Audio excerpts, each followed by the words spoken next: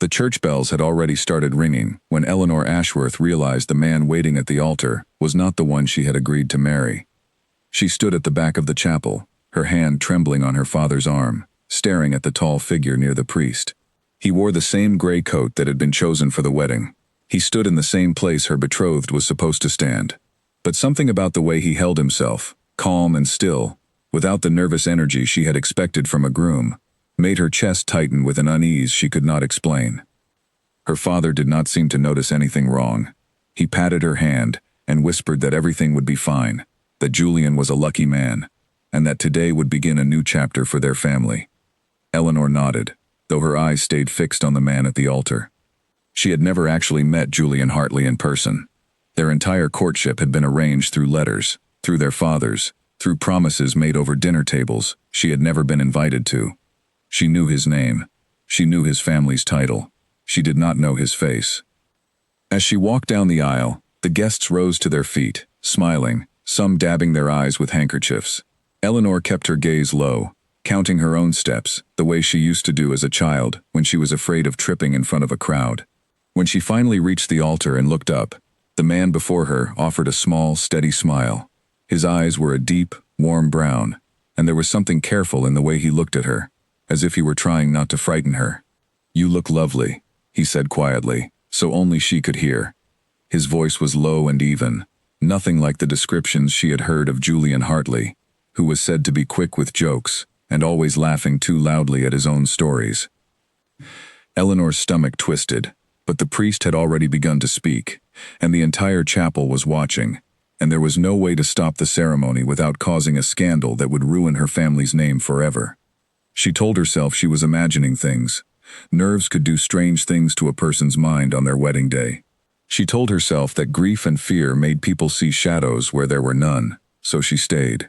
She spoke her vows in a clear voice, though her hands did not stop shaking, and when the man slid a ring onto her finger, his hand lingered for just a moment longer than necessary, as though he wanted to say something but could not find the words in front of so many witnesses. By the time the ceremony ended and the guests began clapping, Eleanor had convinced herself that her doubts were foolish. She was now a married woman. Whatever unease she felt would fade once she came to know her husband properly, she told herself.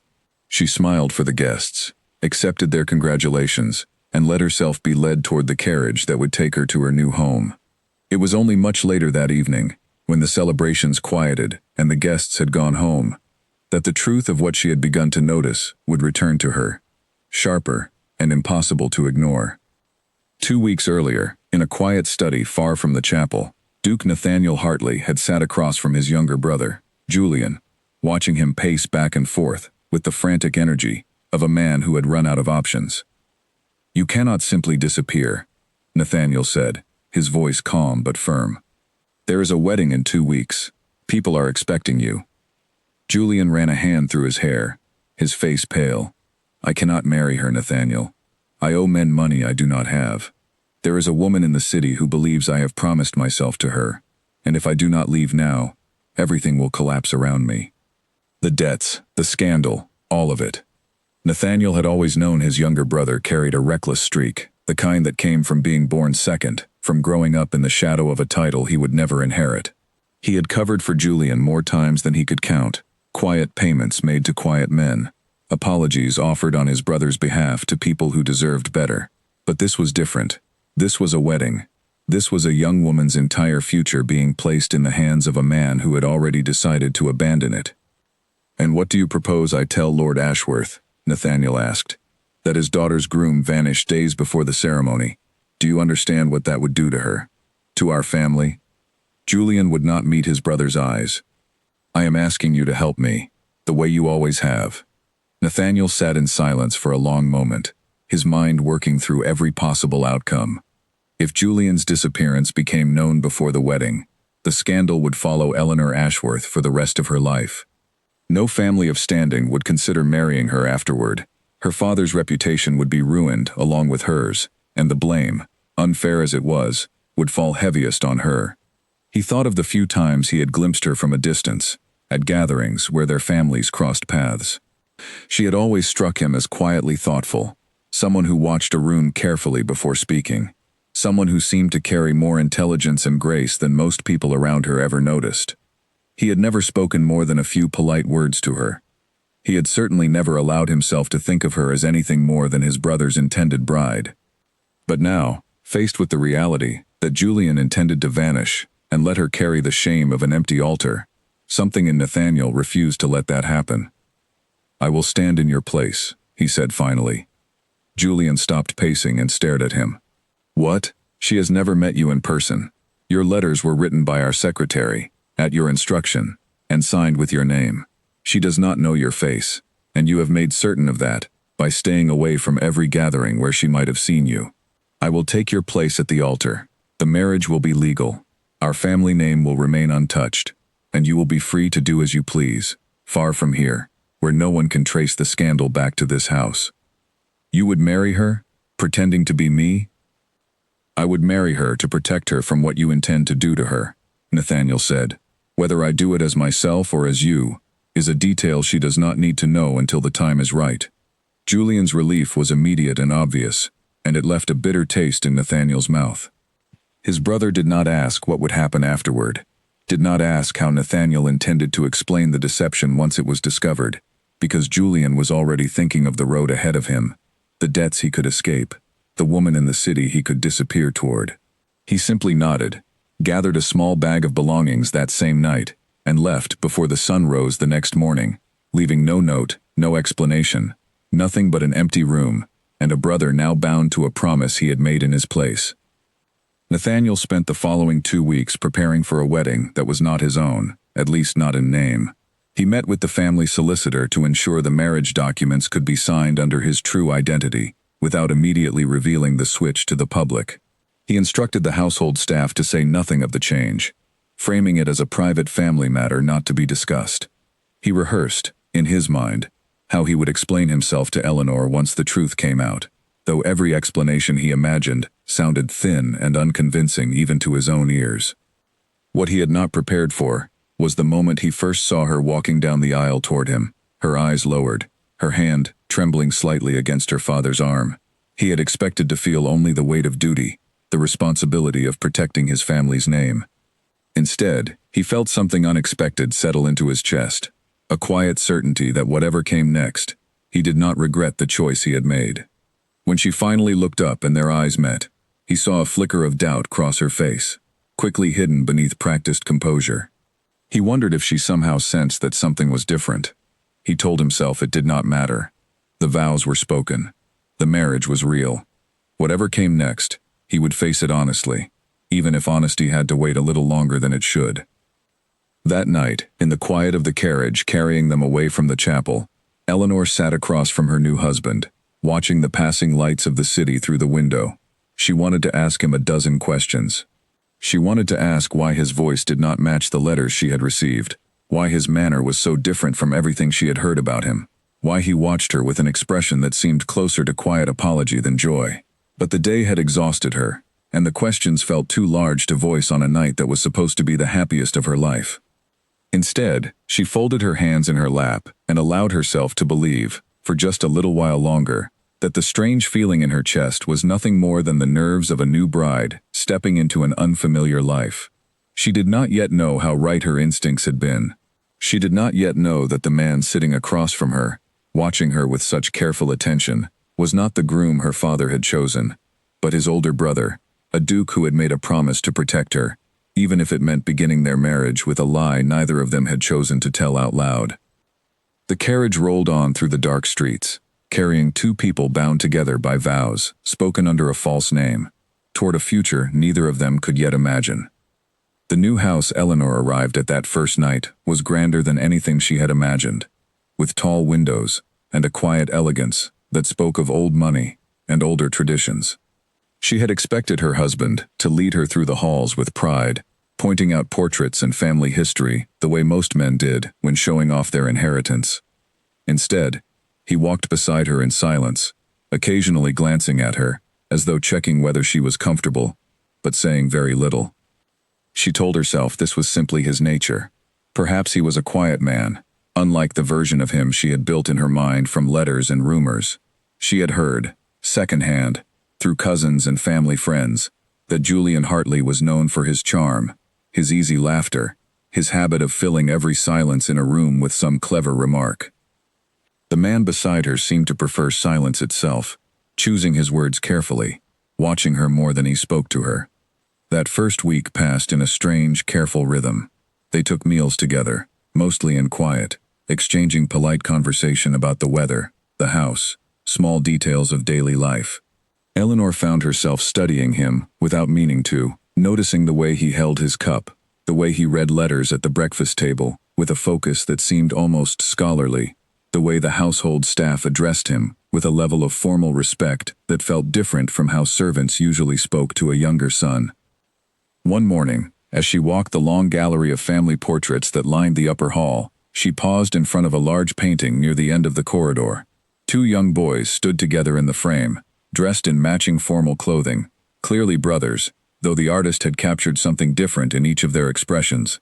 The taller boy stood straight and composed, his gaze steady and serious even at a young age. The younger boy beside him wore a wide, easy grin, his posture more relaxed, more careless. Eleanor stood there for a long moment, something uneasy stirring in the back of her mind. She had not yet connected the feeling to anything concrete, but the serious boy in the painting reminded her, in some vague and unsettling way, of the man she had married. She might have dismissed the thought entirely, if not for what happened later that same day. A young housemaid, new to the household and unfamiliar with the family's habits of discretion, brought a tray of tea into the drawing room where Eleanor sat reading. The girl set the tray down and, without thinking, said cheerfully that the Duke always preferred his tea without sugar, if her lady wanted to know what to prepare for him. Eleanor blinked. The Duke? The maid's face went pale almost instantly, and she stammered an apology, insisting she had misspoken, that she meant no such thing, that she was simply confused after a long day of work.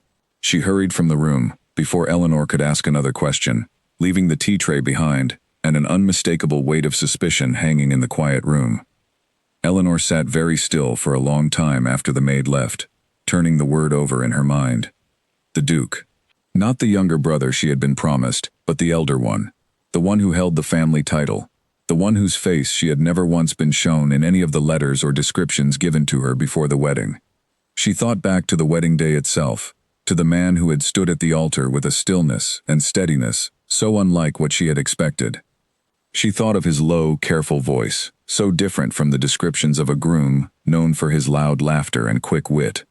She thought of the portrait in the hallway, the serious older boy whose composed expression had stirred something familiar in her, without her understanding why.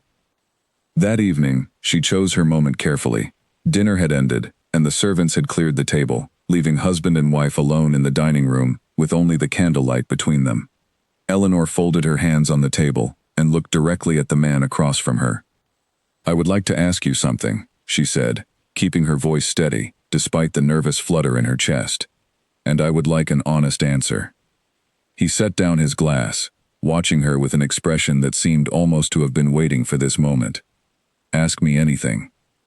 "Are you truly Julian Hartley?" The silence that followed stretched long enough that she had her answer before he spoke a single word. His jaw tightened, and for the first time since she had known him, he looked away from her, his composure slipping just slightly. "No," he said quietly. "I am not." Eleanor's heart pounded so loudly, she was certain he could hear it across the table. "Then who are you?" "My name is Nathaniel Hartley," he said. "I am Julian's older brother. I hold the title of Duke." The room seemed to tilt around her. She gripped the edge of the table, trying to steady herself against the wave of confusion and anger rising in her chest. "You stood at my wedding, pretending to be your brother. You spoke vows under a name that was not your own. You allowed me to marry a man, believing he was someone else entirely." "I know how this must sound to you," Nathaniel said, his voice low but steady, refusing to look away from her now that the truth was finally spoken aloud. "I know it sounds like a betrayal, because in many ways, it was one. But I did not do this to deceive you for my own gain. I did it because my brother, days before the wedding, chose to abandon you rather than face the consequences of debts and promises he had made elsewhere. He was going to leave you standing at that altar with no explanation, no warning, nothing but public embarrassment that would have followed you for the rest of your life. Eleanor's hands trembled in her lap. So you decided the solution was to deceive me instead? To let me believe I was marrying one man, while binding myself legally to another? I decided the solution was to protect you from a far greater harm, Nathaniel said. Whether that decision was the right one, I have asked myself every day since. I do not have a clean answer for you. I only know that letting you stand at that altar alone, in front of everyone you know, waiting for a groom who would never arrive, was a cruelty I could not allow to happen when I had the power to prevent it. You could have told my father the truth. You could have postponed the wedding. You could have given me the choice, instead of taking it from me entirely. You are right, he admitted, and something in the quiet honesty of his voice took some of the fire out of her anger, though not all of it. I made a choice that was not mine alone to make. I understand if you cannot forgive that. Eleanor rose from her chair, her thoughts a storm of confusion, betrayal, and something else she could not yet name, something that felt dangerously close to sympathy despite everything. She left the dining room without another word, retreating to the quiet of her own chamber, where she sat by the window, staring out at the dark garden below, trying to make sense of a truth that had upended everything she believed about the man she had married. For days afterward, the household settled into an uneasy silence between them. Eleanor took her meals separately when she could manage it, and when she could not avoid his presence, their conversations were brief and formal, stripped of the careful warmth that had begun, however slowly, to grow between them in that first week. Nathaniel did not press her. He gave her the space she needed, though she often noticed him watching her from across a room, with an expression of quiet regret that she refused to acknowledge. It was on a rainy afternoon, nearly 2 weeks after the truth had come out, that Eleanor found herself once again standing before the portrait of the two brothers in the upper gallery. She studied the serious, steady boy in the painting for a long time, thinking of the man she now knew him to have become. She thought of how carefully he had treated her, from the very first night, never pushing, never demanding, always watching her with a quiet attentiveness that she now understood came from guilt as much as genuine care. She was still standing there when she heard footsteps behind her. She did not need to turn to know it was him. I did not marry you to win your affection through deception, Nathaniel said quietly, coming to stand a respectful distance away. I know that whatever grows between us now, if anything grows at all, must be built honestly, or it is worth nothing. I only ask that you allow me the chance to earn something real, even after beginning with a lie. Eleanor did not answer him that day. But she did not walk away either, and in the quiet space between them, something had shifted, though neither of them yet understood how far that shift would carry them before the truth of their marriage was tested once more, by forces neither had fully prepared for. Weeks passed, and something quiet and unspoken began to grow between Eleanor and Nathaniel, though neither of them named it aloud. She still carried the sting of the deception that had begun their marriage, but she could not deny the steady kindness he showed her each day, nor the way he seemed to genuinely listen when she spoke, remembering small details of her likes and dislikes that most people never bothered to notice. One evening, as autumn settled over the estate and the gardens outside turned gold and amber, Eleanor found him in the library, surrounded by ledgers and papers, his brow furrowed in concentration. She had come looking for a book to pass the quiet hours, but something about the tired set of his shoulders made her pause in the doorway. You work too hard, she said, surprising herself with the ease of the observation. Nathaniel looked up, and for a moment, something like relief crossed his face, as though her simple presence in the room was a comfort he had not realized he needed. There is a great deal to manage, tenant matters, accounts, the affairs my brother left unattended for years before he vanished entirely. Eleanor stepped further into the room, drawn by a curiosity she had not expected to feel toward the man who had once deceived her. Tell me about him, about Julian. I think I deserve to understand the man I was meant to marry, even if fate had other plans. Nathaniel set down his pen and studied her for a long moment before answering. Julian was never meant for the responsibilities that came with our family name. He was born with all the charm and none of the patience, and our father, may he rest, indulged him far more than was wise. By the time our father passed, and the title came to me, Julian had already accumulated debts I did not fully understand, until it was nearly too late. I tried to guide him, to protect him from himself, But some people cannot be saved from choices they are determined to make. And now? Now he is somewhere far from here, likely spending what little money remains to him, likely making the same mistakes in a new city where no one yet knows his name. Nathaniel's voice carried no anger, only a tired resignation that spoke of years spent covering for a brother who never seemed to learn. I do not know if I will see him again. Part of me hopes I will not have to clean up another one of his messes. Part of me still worries for him, foolish as that may be. Eleanor sat across from him, the earlier tension between them softening into something quieter, something almost like understanding. You gave up a great deal to protect me from his mistakes. Your name, your reputation, the risk of everything unraveling the moment the truth came out. I would do it again, Nathaniel said simply, not because it was easy, but because the alternative was allowing you to be humiliated for a choice that was never yours to begin with. You did not choose Julian's debts. You did not choose his cowardice. It seemed only right that someone in this family should choose to protect you instead of adding to the harm already done.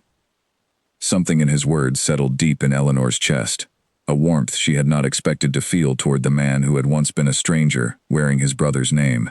She found herself, in the weeks that followed, seeking out his company more often, joining him in the library in the evenings, walking with him through the gardens when the weather allowed, discovering slowly that the man beneath the careful composure was thoughtful, steady, and far more gentle than his imposing title suggested. Yet even as their bond deepened, a shadow lingered at the edges of their new life together. Word had begun to spread, quietly at first, through servants' gossip and the whispers of neighboring estates, that something unusual had occurred at the Hartley wedding. No one spoke the truth outright, but rumors had a way of finding cracks to slip through, and Eleanor sensed the weight of unspoken questions whenever she attended social gatherings with her husband. At one such gathering, a grand dinner hosted by a family friend of her father's, Eleanor found herself seated beside an older woman, known throughout the county for her sharp tongue and sharper eyes. "Your husband seems rather different from what I remember hearing about him before the wedding," the woman remarked, studying Eleanor over the rim of her wineglass. "Quieter, more serious, quite a change from the young man everyone spoke of." Eleanor kept her expression carefully composed, though her heart quickened. "Marriage changes a person, I suppose." "Indeed it does," the woman said, though her knowing smile suggested she was not entirely convinced by the explanation. That night, in the carriage ride home, Eleanor turned to Nathaniel with the question that had been building in her mind for weeks. "How long do you intend to keep this hidden? The truth will not stay buried forever. Someone will eventually piece it together, and when they do, it will not be from our own honest account. It will be from rumor and gossip, twisted into whatever shape serves the story best."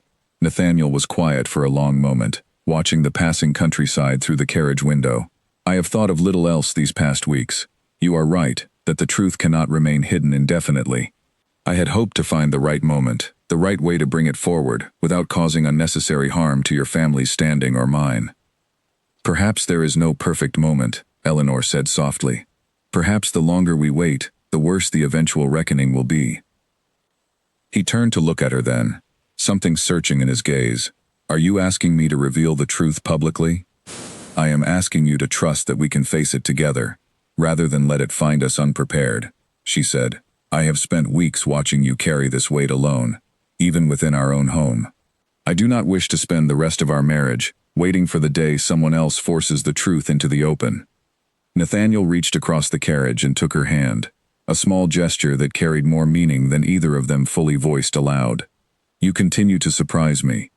I expected anger to be the last thing you ever offered me after the truth came out. Instead, you offer partnership." "I have had time to understand your reasons," Eleanor said.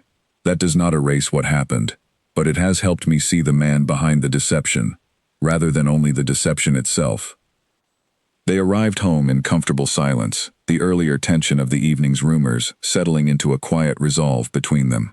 Over the following days, Nathaniel began drafting a plan, carefully considering how best to bring the truth forward on their own terms, rather than allowing it to surface through whispers and half-truths that would only damage them further. He decided the safest path forward was to speak first with Eleanor's father, Lord Ashworth, a man whose approval and understanding would carry significant weight in how the rest of society received the news. It was a conversation Nathaniel dreaded, knowing the anger and betrayal Lord Ashworth would likely feel upon learning that his daughter had been married under a false name, even if the intentions behind the deception had been protective rather than malicious. The meeting was arranged for a quiet afternoon at Lord Ashworth's estate, away from the prying eyes and ears of servants and guests.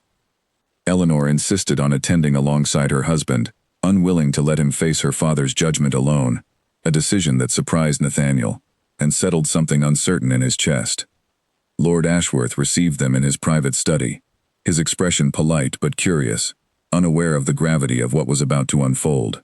Nathaniel began carefully, explaining the circumstances that had led to Julian's disappearance days before the wedding, the debts, the abandoned promises, the fear of public humiliation that would have fallen entirely on Eleanor's shoulders had the truth come out at the altar itself. Lord Ashworth's face grew increasingly pale as the explanation continued, his hands gripping the arms of his chair with visible tension. When Nathaniel finally admitted that he himself had stood in his brother's place at the wedding, spoken the vows under Julian's name, and married Eleanor while allowing her to believe he was someone else entirely, the older man rose from his seat, his composure cracking for the first time. "You deceived my daughter," Lord Ashworth said, his voice low and dangerous. "You stood before God and witnesses and lied about your very identity, and you allowed her to walk into a marriage built on that lie." "I did," Nathaniel admitted, refusing to look away or offer excuses that would soften the weight of what he had done. "I made that choice believing it was the lesser harm, compared to the alternative. I understand if you cannot forgive that choice, but I stand before you now to make things right, on our terms, before anyone else can twist this story into something uglier than the truth itself." Eleanor stepped forward then, placing a steady hand on her father's arm. "Father, I understand your anger. I felt it myself when I first learned the truth, but I have come to know the man standing beside me, not the man his brother pretended to be, and I believe his intentions, however flawed in execution, came from a place of genuine care rather than cruelty. I am asking you to trust my judgment in this, as you have always encouraged me to trust my own mind." Lord Ashworth studied his daughter for a long moment, the anger in his expression slowly softening into something more complicated, a mixture of concern and reluctant respect for the strength she carried in defending a choice that had not originally been hers to make. He finally exhaled, sitting back down heavily in his chair. "This will not be easy to explain to the rest of society," he said. "The scandal alone could follow both of you for years." "We understand," Nathaniel said, "which is precisely why we came to you first, rather than allowing rumor to shape the narrative, before we had the chance to speak the truth ourselves."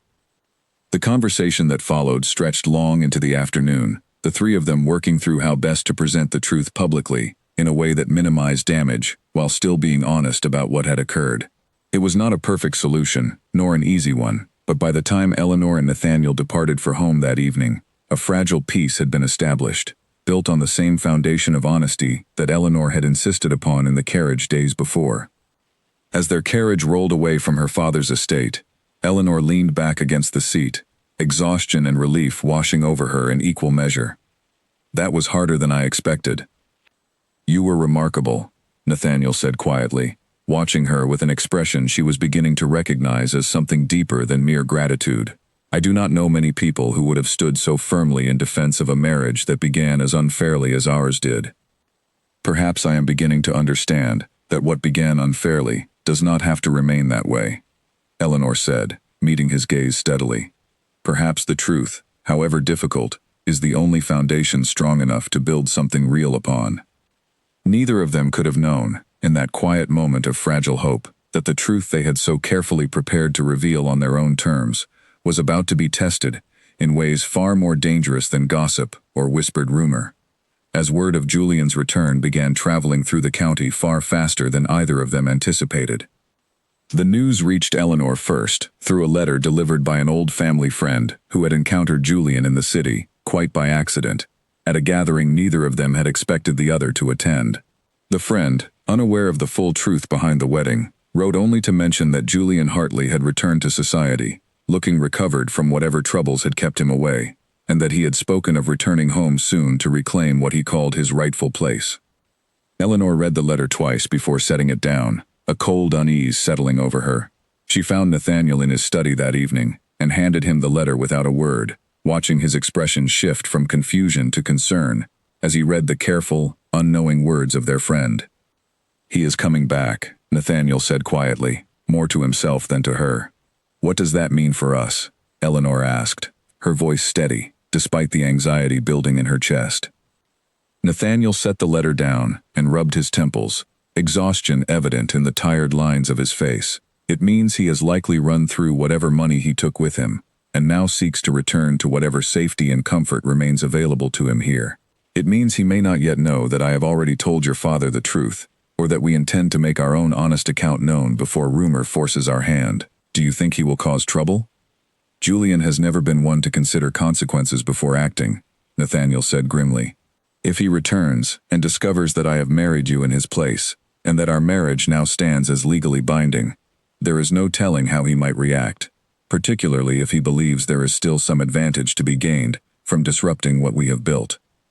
The days that followed carried a tense, watchful quality, both of them aware that Julian's return could arrive at any moment, with no warning beyond second-hand rumors and uncertain timelines.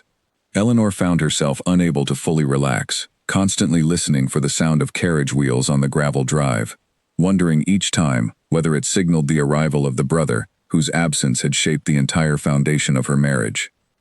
It was on a gray, overcast afternoon, nearly a week after the letter arrived, that Julian finally appeared, striding up the front steps of the estate as though he had never left, as though the debts and broken promises that drove him away had simply evaporated in his absence.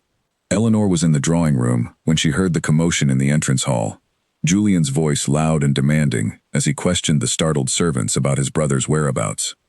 She rose quickly, her heart pounding, and made her way toward the hall just as Nathaniel emerged from his study, his expression carefully composed despite the obvious tension in his shoulders. Julian stood in the entrance, travel-worn but unmistakably himself, his easy charm now edged with something sharper, more desperate. "Nathaniel," Julian said, his eyes flicking briefly toward Eleanor, before returning to his brother. "I hear congratulations are in order. Married, and to my bride no less. How thoughtful of you to keep things in the family." "Julian," Nathaniel said evenly, refusing to rise to the provocation in his brother's tone. "We should speak privately." "Why privately?" Julian asked, his voice rising slightly, drawing the attention of servants who quickly busied themselves elsewhere to avoid the growing tension. "I think the lady deserves to hear this conversation directly, given that it concerns her marriage rather intimately." Eleanor stepped forward, refusing to be spoken about as though she were not present in the room. "If you have something to say, Julian, you may say it to my face rather than around it." Julian's eyes narrowed slightly, a flicker of surprise crossing his features at her directness. "Very well. I return home to find that my own brother has taken my place at the altar, married the woman intended for me, and apparently settled quite comfortably into the life and title that should rightfully involve me as well. I simply wish to understand what claims I might still hold, given the circumstances." "You hold no claims," Nathaniel said, his voice hardening for the first time. "You abandoned this marriage before it began. You left Eleanor to face public humiliation, rather than honor the commitment our father arranged. Whatever claims you believe you hold were forfeited the moment you chose to run, rather than face your responsibilities. A rather convenient argument for the man who benefited most from my absence," Julian shot back.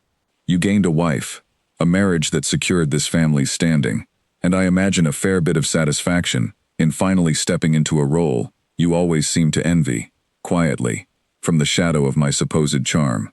Do not mistake protecting this family and this woman for envy," Nathaniel said sharply. "I did what was necessary, because you left no other option.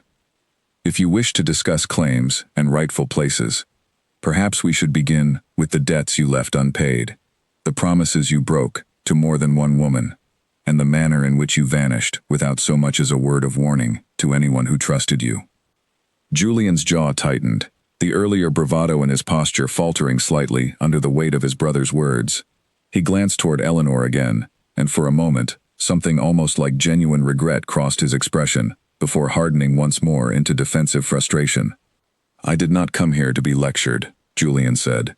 "I came to understand where I stand, given that the life I was meant to inherit alongside this marriage, has apparently already been claimed in my absence.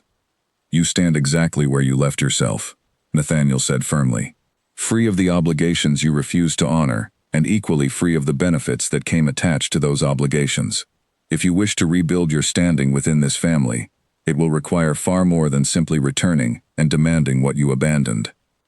The tension in the room stretched taut, and for a moment, Eleanor feared the confrontation might escalate into something neither brother could easily walk back from. But Julian, after a long, considering silence, finally exhaled and stepped back, some of the fight draining from his posture. Perhaps you are right, he said quietly, though his tone still carried an edge of resentment. Perhaps I have no true claim to make here, but do not expect me to simply disappear quietly, while you enjoy everything I once stood to gain. No one is asking you to disappear, Eleanor said, surprising both brothers with the steadiness of her voice. But you do not get to threaten a family and a marriage you chose to walk away from, simply because circumstances did not unfold the way you expected upon your return. Julian studied her for a long moment, something unreadable in his expression, before finally offering a stiff, shallow nod. Very well. I will take my leave for now, but this conversation is far from finished. He turned and left as abruptly as he had arrived, the sound of his footsteps echoing through the entrance hall until the heavy front door closed behind him, leaving the house in an uneasy, ringing silence. Eleanor turned to Nathaniel, her hands still trembling slightly from the tension of the confrontation. Do you believe he will return? I believe he will not simply let this go, Nathaniel admitted, guiding her gently toward the drawing room, where they could sit and steady themselves after the ordeal. Julian has never handled rejection well, particularly when it involves losing something he believed was owed to him, whether or not he ever truly wanted it in the first place. What will he do? I do not know, Nathaniel said honestly, but I suspect we have not seen the last of him, particularly once word of our marriage's true circumstances begins spreading more widely, as it inevitably will. Eleanor sat quietly for a long moment, processing the events of the afternoon, before finally speaking again. Perhaps it is time we stopped waiting for the truth to be forced upon us, and instead controlled how and when it comes to light. If Julian intends to cause trouble, our best defense may be an honest account already established, before he has the chance to twist the story to his advantage. Nathaniel nodded slowly, admiration evident in his gaze as he studied his wife's calm, determined expression. You continue to demonstrate a strength I did not fully appreciate when this marriage began. Very well. Let us finish what we started with your father, and bring the truth forward on our own terms, before Julian has the opportunity to shape the narrative into something far uglier than reality. Over the following days, they worked together carefully, drafting a plan to formally and publicly acknowledge the truth of their marriage, choosing a select gathering of close family and trusted friends where the full account could be shared honestly, controlled, and free from the distortion of rumor and gossip. It was a risk, certainly, one that could still result in scandal and social consequence, but both Eleanor and Nathaniel had come to agree that facing the truth directly, together, was far preferable to living in constant fear of when and how it might otherwise surface. Yet even as they prepared for this reckoning, neither of them could shake the unease left behind by Julian's parting words, a warning that lingered in the back of their minds as they moved forward, uncertain what further complications his return might bring, before the truth of their marriage could finally be settled once and for all. The gathering was arranged for a quiet evening at the Hartley estate, a small assembly of trusted family and close friends, carefully chosen to hear the truth directly from Eleanor and Nathaniel, rather than through the twisted retellings of gossip. Lord Ashworth attended, along with a handful of relatives from both families, and a few close friends, whose discretion Nathaniel trusted completely. Eleanor stood beside her husband in the drawing room, as the guests settled into their seats, her heart pounding with the same nervous energy she had felt on her wedding day, though this time the fear was different, rooted not in uncertainty about the man beside her, but in how the truth they were about to share would reshape everyone's understanding of the marriage, already several months old. Nathaniel began speaking, his voice steady, despite the weight of what he was about to reveal. He recounted the events leading up to the wedding, Julian's mounting debts, his fear of the consequences that awaited him, and his decision to flee rather than face the responsibilities he had promised to uphold. He explained, without excuse or embellishment, his own choice to step into his brother's place at the altar, driven by a desire to protect Eleanor from public humiliation, rather than any deliberate intention to deceive her for personal gain. The room remained silent throughout his account, some faces registering shock, others thoughtful consideration, though none interrupted until he had finished speaking. Eleanor then added her own perspective, describing the confusion and betrayal she had felt upon learning the truth, but also the genuine character she had come to know in the weeks and months that followed. A man who had earned her trust and affection through honesty and care, even after beginning their marriage under circumstances neither of them had chosen. When she finished, a long silence stretched through the room before Lord Ashworth finally rose from his seat. He studied his daughter and her husband for a long moment before speaking. "I will admit, when I first learned this truth, my anger was considerable," he said. "But I have watched my daughter these past months, and I have seen a woman who carries herself with confidence and clarity, rather than the uncertainty that comes from a marriage built on genuine deception and neglect. Whatever began unfairly between them, I believe what has grown since deserves recognition, rather than condemnation."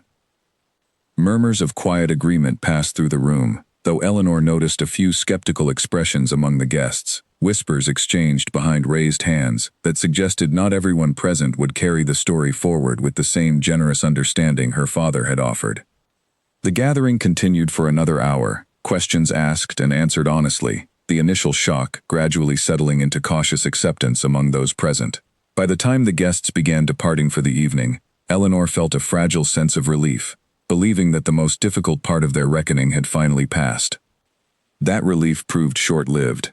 Within days, word of the gathering had spread far beyond the small circle of trusted guests, twisted and exaggerated as it traveled from household to household, until the story bore little resemblance to the honest account Eleanor and Nathaniel had carefully shared. Some versions painted Nathaniel as a calculating man who had schemed to steal his brother's bride for the sake of securing an advantageous marriage. Others suggested Eleanor herself had known of the deception from the very beginning, complicit in a scheme to secure a duke rather than settle for a mere younger son. Eleanor felt the sting of these rumors most acutely at a social gathering held at a neighboring estate, where the usual polite conversation was replaced by thinly veiled questions and pointed glances whenever she entered a room. She held her composure throughout the evening, refusing to give the gossiping guests the satisfaction of seeing her rattled, but the weight of it settled heavily on her chest by the time she returned home that night. Nathaniel found her sitting alone in the drawing room, staring into the fire with an expression of quiet exhaustion. He sat beside her without a word at first, simply offering his presence as comfort before finally speaking. "I am sorry," he said quietly. "I knew there would be consequences to revealing the truth, but I underestimated how quickly it would spread beyond our control, and how cruelly it would be reshaped in the telling." "It is not your fault alone," Eleanor said, though the tiredness in her voice suggested the toll the past weeks had taken on her. "We both agreed this was the right path forward. I simply did not anticipate how exhausting it would be to defend a truth against so many willing to believe the worst version of it instead." It was in the midst of this difficult period that Julian returned once more, this time with a proposition that neither Eleanor nor Nathaniel expected. He arrived unannounced on a quiet morning, his demeanor notably different from the confrontational visit weeks earlier, more subdued, almost contrite. "I have had time to consider my behavior," Julian said, standing in the entrance hall with none of his earlier bravado. "I acted selfishly, both in abandoning the wedding and in returning afterward with threats rather than understanding. I have come to offer what amends I can, beginning with a public statement, clarifying that the fault for this entire situation rests with my own choices, not with either of you." Nathaniel studied his brother carefully, wary of the sudden shift in tone after weeks of resentment and veiled threats. "What has brought about this change of heart?" Julian's expression grew somber. "I have spent the past weeks in the city, watching my own reputation crumble under the weight of debts and broken promises I can no longer outrun. I have had ample time to reflect on the harm my choices have caused, not only to myself, but to the people I claim to care about, including Eleanor, whom I never properly gave the chance to know, before abandoning her to whatever fate awaited without my presence at that altar." Eleanor listened carefully, uncertain whether to trust the sincerity of his words after everything that had transpired between them. Why come forward now, rather than simply staying away and allowing the rumors to continue unchecked? Because whatever else I have done wrong, I do not wish to be remembered as the man who allowed his own brother, and the woman he was meant to marry, to suffer the consequences of my cowardice, without at least attempting to set the record straight, Julian said. I owe you both that much, even if it comes far later than it should have. Over the following days, Julian made good on his word, speaking honestly and publicly about his own role in the events leading up to the wedding, taking full responsibility for his disappearance and the deception that followed as a necessary consequence of his own failures, rather than any scheme orchestrated by his brother. Slowly, gradually, the tide of public opinion began to shift, the harshest rumors losing their footing as the true account, confirmed now by all three people most directly involved, took firmer hold within the county's collective understanding. It was not a complete resolution. Some whispers persisted, as they always do in matters of scandal and intrigue, but the worst of the storm had passed, leaving behind a marriage tested by fire but not broken by it. Eleanor found herself, in the quiet aftermath, reflecting on how far she and Nathaniel had come since that first uncertain night in the carriage, when she had sensed something wrong but could not yet name what it was. One evening, as the household settled into the comfortable rhythm that had slowly become their new normal, Nathaniel found Eleanor in the garden, watching the last light of sunset fade behind the distant hills. He came to stand beside her, close enough that their shoulders nearly touched, though he did not reach for her hand, waiting instead for whatever signal she might offer. We have weathered a great deal these past months, he said quietly. More than I ever anticipated when I made the choice to stand in my brother's place at that altar. We have, Eleanor agreed, turning to look at him with an expression that carried none of the wariness that had once colored her gaze whenever they spoke of that day. And yet, despite everything, I find myself grateful for the man who stood there, deception and all, rather than the one who was originally meant to. Nathaniel's breath caught slightly at her words, something hopeful flickering across his composed features. Does that mean you have forgiven me? I forgave you some time ago, Eleanor said softly. What I am only now beginning to fully understand is how deeply I have come to care for you, not as the duty I was bound to by a vow spoken under false pretenses, but as the man I have chosen, quietly and completely, in every day since. The words hung between them in the quiet evening air, carrying a weight far greater than either of them had expected to voice so plainly. Nathaniel finally reached for her hand, holding it gently in his own, and for the first time since their wedding day, neither of them felt the shadow of deception hanging over the moment between them, only the quiet, steady truth of two people who had built something real, out of circumstances neither had chosen, but both had come, in time, to embrace. Yet even as this fragile peace settled over them, a final challenge remained ahead, one that would require Eleanor to stand before her entire community and claim, publicly and without reservation, the marriage and the man she had truly come to love. The final challenge arrived in the form of a grand assembly, an annual gathering held at the county's largest estate, drawing together nearly every family of standing within the region. It was an event Eleanor and Nathaniel had debated attending at all, given the lingering whispers that still occasionally surfaced, despite the truth having largely settled into public understanding. But Nathaniel argued, and Eleanor eventually agreed, that avoiding the gathering entirely would only suggest they had something further to hide, when in truth, they had nothing left to conceal. The evening began pleasantly enough, the great hall filled with music and conversation, guests mingling beneath elegant chandeliers, while servants moved smoothly between groups offering refreshments. Eleanor stayed close to Nathaniel's side, greeting acquaintances with practiced grace, though she remained acutely aware of the occasional curious glance directed their way, remnants of the scandal that had once consumed county gossip for weeks on end. It was during a lull in the evening's festivities that Julian arrived, unexpectedly, having been invited by a distant cousin, unaware of the tensions still simmering beneath the surface of the Hartley family's recent history. Eleanor felt Nathaniel tense beside her the moment his brother entered the hall, though Julian's demeanor remained calm, even subdued, as he made his way through the crowd toward them. "I did not expect to see you here," Nathaniel said carefully, watching his brother's approach with cautious eyes. "Nor I you," Julian admitted. "I was invited before I fully understood who else might be attending. I considered leaving, but decided perhaps it was time to face this properly, in public, rather than continuing to avoid the discomfort of shared company." The three of them stood together for a moment, an awkward silence settling over their small circle, even as the party continued around them, oblivious to the quiet tension unfolding in their midst. It was then that a voice cut through the ambient noise of the gathering, sharp and deliberately loud enough to draw the attention of nearby guests. "How fascinating, to see all three of you standing together so amicably," said a woman Eleanor recognized as one of the more prominent gossips within the county's social circles, her tone dripping with false pleasantness. One does wonder how such an arrangement came to be so comfortably settled, given the rather scandalous circumstances that first brought it about. The comment drew the attention of several nearby guests, conversations pausing as curious eyes turned toward Eleanor, Nathaniel, and Julian, sensing the possibility of drama unfolding before them.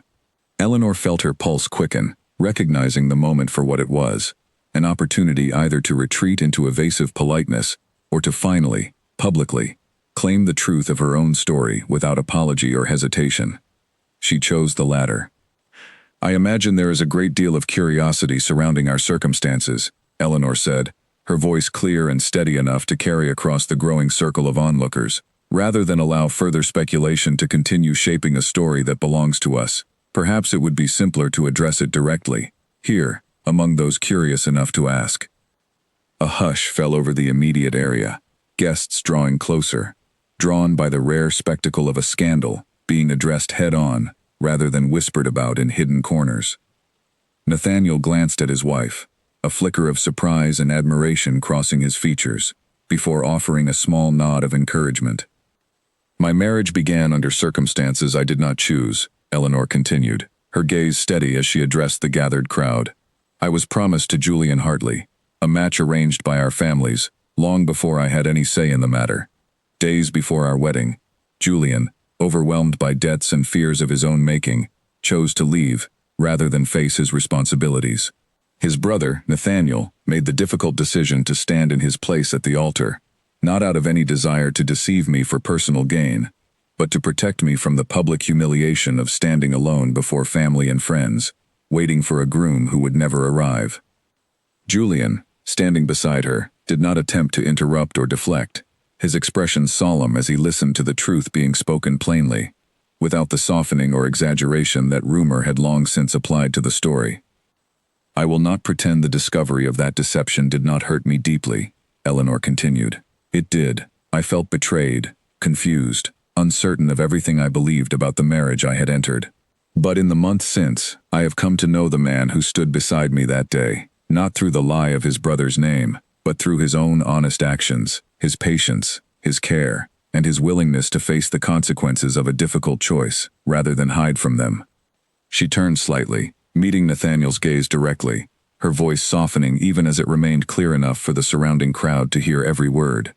"I did not marry the man I was promised. I married a man who chose to protect me, even at great personal risk, and who has since earned my trust and my love through honesty rather than deception. If that story invites curiosity or judgment, I would rather it be judged on the truth of what it has become, rather than the shadow of how it began." Silence held the crowd for a long, suspended moment before Julian, unexpectedly, spoke into the quiet. "Everything my sister explained is true," he said, his voice carrying an unfamiliar humility that drew surprised glances from those who remembered his usual charm and bravado. "The fault for the deception, and for the harm it caused, rests entirely with my own cowardice. My brother did what I should have had the courage to do myself, had I possessed the character to face my own mistakes honestly. I have spent the months since attempting to make what amends I can, and I stand here now simply to confirm that whatever scandal once surrounded this marriage was born entirely of my failure, not theirs." The crowd remained quiet for a moment longer, processing the unusually direct and honest account offered before them, so different from the exaggerated whispers that had shaped their understanding until now. Slowly, conversations began to resume around the edges of the gathering, the intensity of the moment gradually dissolving back into the ordinary hum of a social evening. though something had undeniably shifted in how the assembled guests now understood the Hartley family's recent history.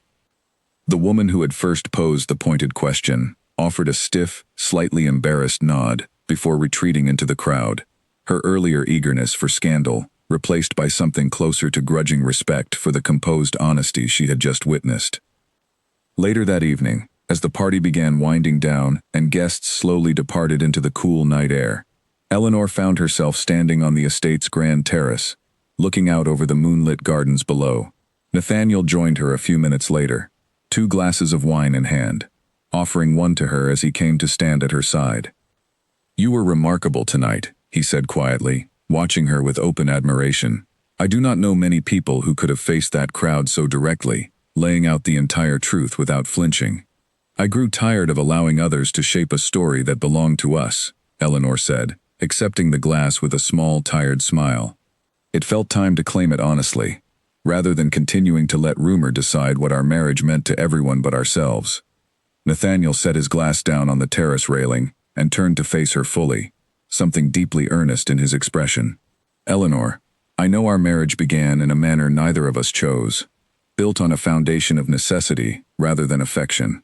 But I find myself, standing here tonight, more certain than ever that whatever began unfairly between us has become the truest, most meaningful relationship I have ever known." Eleanor set her own glass aside, meeting his gaze steadily. "I feel the same. I did not choose to marry you. Not truly. Not at the beginning. But I choose you now, freely, knowing exactly who you are, and everything that brought us to this moment." Nathaniel reached for her hand, holding it gently as the moonlight illuminated the quiet garden below them. "Then perhaps it is time we made that choice known properly, not through rumor or public confession, forced upon us by curious onlookers, but through vows spoken honestly, freely, by 2 people who have chosen each other completely." Eleanor's breath caught at the suggestion, understanding immediately what he meant. "You wish to renew our vows?" "I wish for you to marry me again," Nathaniel said, his voice steady, despite the vulnerability evident in his expression. "Not as a duke pretending to be his brother, not under any name but my own, and not out of necessity or obligation, but because I love you, fully and completely, and I want the world to witness a marriage chosen freely by both of us, this time, without shadow or deception standing between us." Tears gathered in Eleanor's eyes, though her smile remained steady and sure. "Yes," she said softly, "I would like nothing more." They stood together on the terrace for a long while after that, the noise of the departing party fading into the distance, replaced by the quiet stillness of the night and the steady, comfortable silence of 2 people who had finally found their way to genuine understanding, built not on the lie that had begun their story, but on the honest truth that had carried them through every difficult moment since. In the weeks that followed, preparations began for a second wedding, smaller and more intimate than the first, attended only by those who had walked alongside them through the difficulties of the past months. Lord Ashworth stood proudly beside his daughter once more, this time with full understanding of the man she was marrying, and genuine happiness in his expression, rather than the cautious uncertainty that had colored the first ceremony. Even Julian attended, standing quietly among the guests rather than at the altar, having finally found his own peace with the role circumstance had assigned him in his brother's story. When the priest asked if anyone present had reason the marriage should not proceed, the chapel remained silent, filled only with the warm, genuine happiness of family and friends who had witnessed, firsthand, the long and difficult journey that had brought Eleanor and Nathaniel to this second, truer beginning.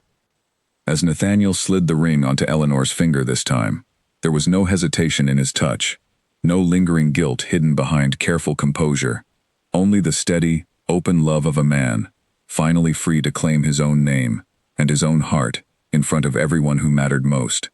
Eleanor smiled up at him, her own heart full and certain, understanding at last that the marriage she had once entered through deception had become, through honesty, patience, and genuine care, the very love story she had never known to hope for. A year passed before the last remaining thread of their story found its resolution, a thread neither Eleanor nor Nathaniel had expected to surface again after the peace they had built together. It arrived in the form of a letter from a distant solicitor, informing Nathaniel that a matter concerning the original marriage contract drawn up months earlier between the Ashworth and Hartley families, required urgent clarification, given a dispute raised by a distant relative who questioned the legality of a marriage begun under one name and completed under another. The news struck fear into both their hearts, threatening to unravel the legal standing of everything they had built since that difficult first year. Nathaniel immediately sought the counsel of the family solicitor, a careful, thorough man who had handled the Hartley estate's affairs for decades and understood every complexity of the situation better than almost anyone else involved. "The concern is not without merit," the solicitor explained during a tense meeting in Nathaniel's study, Eleanor seated beside her husband, her hands clasped tightly in her lap. The original contract named Julian Hartley as the intended groom. Though you married under his family's authority, and with the consent of both fathers, a strict reading of the original document could, in theory, be challenged by a relative seeking to claim inheritance rights through technical dispute. "But we have already renewed our vows honestly, under my own name," Nathaniel said, frustration evident in his tone. "Surely that resolves any question of legitimacy." "It strengthens your position considerably," the solicitor agreed. "But the relative in question, a cousin from your mother's side of the family, seems intent on causing difficulty regardless of the second ceremony, hoping perhaps to extract a settlement in exchange for withdrawing his challenge before it reaches a courtroom." Eleanor felt a familiar knot of anxiety tightening in her chest, the shadow of scandal threatening once more to disrupt the hard-won peace they had built together. But this time, rather than retreating into fear, she found herself steadier than before, having already weathered far greater storms in the months since her wedding. "Then we shall face this challenge directly, as we have faced every other," she said, her voice calm and resolute. "We have nothing to hide. Our marriage, in both its original form and its renewal, was conducted with full transparency, witnessed by family, friends, and even Julian himself. Let this cousin bring his challenge forward. We will meet it with the same honesty that has carried us through every difficulty so far." The solicitor nodded, clearly reassured by her steady resolve. "I will prepare our response accordingly. Given the strength of your case, particularly the second ceremony and the public acknowledgement of the original circumstances, I believe we stand on solid ground." In the weeks that followed, the matter proceeded through careful legal channels, Nathaniel and Eleanor providing full and honest testimony regarding the events of their marriage, supported by the accounts of Lord Ashworth and, notably, Julian himself, who traveled back to the county specifically to offer his own sworn statement confirming the truth of everything that had transpired. His willingness to stand publicly and legally behind the account, despite the personal embarrassment it caused him, spoke to how genuinely he had changed since the difficult months following his initial disappearance. The distant cousin's challenge, lacking any substantial legal foundation beyond technical wording, was ultimately dismissed, the courts recognizing the clear and well-documented intentions of all parties involved, along with the legitimacy strengthened by the couple's voluntary and public renewal of their vows. The relative, having failed to extract any settlement or advantage from his attempt, quietly withdrew from further contact with the family, and the matter faded into the background of their lives, one final echo of the scandal that had once threatened to define their entire marriage. With the legal matter finally settled, Eleanor and Nathaniel allowed themselves, for the first time since the wedding, to fully exhale, to stop bracing for the next complication or challenge that might arise from the unusual beginning of their union. Their household settled into a warm, comfortable rhythm, guided by the same honesty and partnership that had carried them through every earlier difficulty. Julian, having found a measure of peace and purpose in helping resolve the legal challenge, chose to remain closer to home in the months that followed, taking on modest responsibilities within the estate's management under Nathaniel's guidance, slowly rebuilding the trust and respect he had lost through his earlier actions. It was not a swift or complete redemption, but a gradual, genuine effort that Eleanor found herself quietly grateful to witness, understanding that the man who had once fled his responsibilities had, through hardship and reflection, found his way toward becoming someone more deserving of his family's trust. On a warm summer evening, nearly 2 years after that first, uncertain wedding day, Eleanor stood once more in the same garden where Nathaniel had first proposed their honest, second beginning. She watched the sunset paint the sky in brilliant shades of orange and gold, her hand resting gently over the small, growing evidence of new life beginning within her. A child who would one day inherit, not scandal or deception, but a family built, ultimately, on honesty, resilience, and love chosen freely by two people who had faced every challenge life presented and emerged stronger for it. Nathaniel joined her, as he so often did, in these quiet evening moments, wrapping his arm gently around her shoulders as they watched the sun disappear behind the distant hills together. "Do you ever think back to that first night?" Eleanor asked softly. "The carriage ride home, when I sat across from you, sensing something was wrong, but unable to name it." Often. Nathaniel admitted, a small smile touching his lips. "I remember feeling certain, even then, despite everything uncertain about our circumstances, that I did not regret the choice I had made in standing beside you. I did not yet understand how deeply that certainty would grow into the love I feel for you now." "Nor did I," Eleanor said, leaning into his embrace. "I only knew that something about the man across from me did not match the reputation I had been given. I am endlessly grateful that the truth, however difficult its arrival, led us here instead." They stood together in comfortable silence as the last light of evening faded into the soft blue of twilight. Two people who had begun their story through deception and hardship, but who had, through honesty, patience, and genuine care, built a life together far richer and more meaningful than either could have imagined on that first uncertain wedding day. The scandal that once threatened to define them had long since faded into a quiet, distant memory, replaced instead by the steady, enduring truth of a marriage chosen freely, cherished deeply, and destined to carry forward into the next generation of a family, finally at peace with the honest foundation upon which it now firmly stood.